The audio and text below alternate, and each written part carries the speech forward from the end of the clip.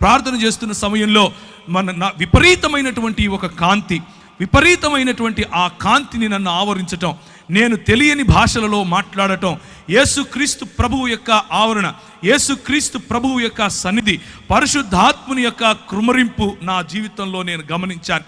పరిశుద్ధాత్ముడు నన్ను తాకినప్పుడు, పరిశుద్ధాత్ముడు నా పైన బలంగా వీచినప్పుడు నేను తట్టుకోలేకపోయాను. నా హృదయం పులకించిపోయింది, నా శరీరం పులకించిపోయింది.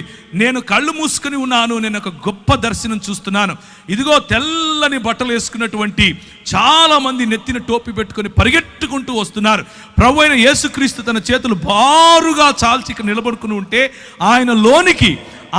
ఆయన కౌగిలిలోనికి ఎంతో కొన్ని వేల మంది పరిగెట్టుకుంటూ వస్తున్నారు. ఆమోసు గ్రంథం ద్వారా ప్రభువు నాతో మాట్లాడాడు. ఆమోసు గ్రంథం ద్వారా ప్రభువు నాతో మాట్లాడి ఆయన నాకు వినిపించే విధంగా పరిశుద్ధాత్ముని యొక్క నడిపింపు. ఆయన అన్నాడు, నీవు ఇందోర్ అనే పట్టణానికి వెళ్ళాలి, నువ్వు చండీగఢ్ అనే పట్టణానికి వెళ్ళాలి, నువ్వు ఉదయ్పూర్ అనేటటువంటి పట్టణానికి వెళ్ళాలి.